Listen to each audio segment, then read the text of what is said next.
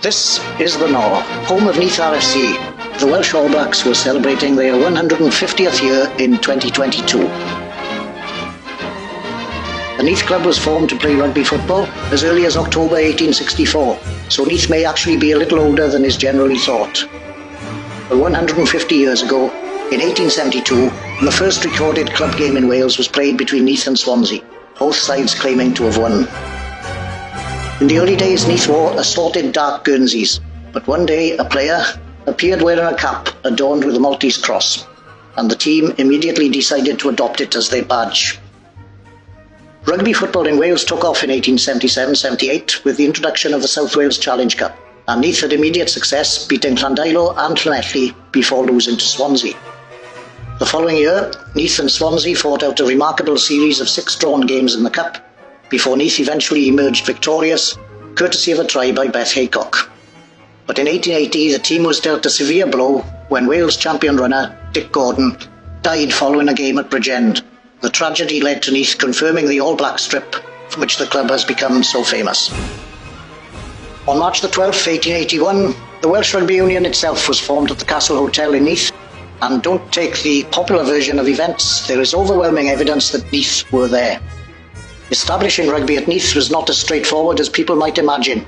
Tribute must be paid to pioneers like T.P. Whittington, the first captain, Sam Clark, A. Russell Thomas, Walter E. Rees, David J. Price and Dr. E.V. Pegg, who might be viewed as the founding fathers of Neath RFC. The new century saw Neath really assert itself as a rugby town, with a formidable pack of forwards who became known as the Terrible Eight.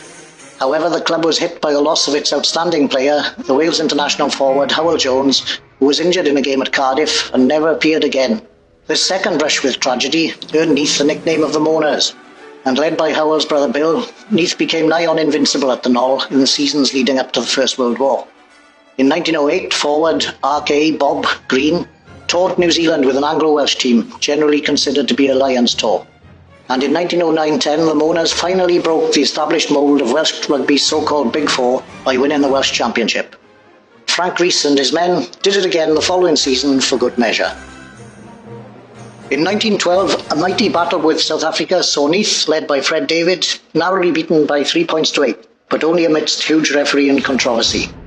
In 1914, the First World War halted the game, and 20 warriors who had played for Neath lost their lives, including the ex-international hooker Fred Perrott. When rugby resumed after the war, forward Glyn Stevens immediately became the first Neath player to captain Wales. 2 notable wins and a draw against the Barbarians followed, as Neath set about restoring their pre-war eminence. Another grand forward, Tom Evans, led the outstanding side of 28-29 to a 3rd Welsh Championship. The team scored a then world record of 930 points, winger Dan Jones getting a remarkable 59 tries. Between the wars, Neath's enviable forward strength continued.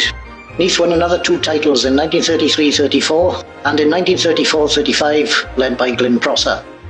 The brothers Prosser and the brothers Thomas appeared in Welsh packs, before the Second World War forced another halt. Rugby resumed in 1945, and Neath were judged unlucky to lose 15-22 to the New Zealand Kiwis. Led by hooker Cliff Williams, the Knoll celebrated as Neath won the first post-war Welsh Championship. In 1953, Neath supplied 3 pack members, Courtney Meredith, Rhys Stevens and Roy John, to the last Welsh team to beat New Zealand. A perfect touchdown that gives Wales a solid lead in the last few minutes of the match. In the 1950s, the first clubhouse was opened, and Rhys Stevens followed his father Glyn in captaining Wales, the first father and son to do so. The new grandstand was opened in 1962, and floodlights followed in 1964, before forward powers saw the 7th Welsh Championship secured in 1966-7, as Brian Thomas's pack carried all before them. Black power indeed. Snelling Seven's victories in 1964 and 1970 suggest that Neath's packs weren't bad either, and by 1971, Neath RFC became the first senior club in Wales to reach 100 years in a centenary season which would be celebrated in style.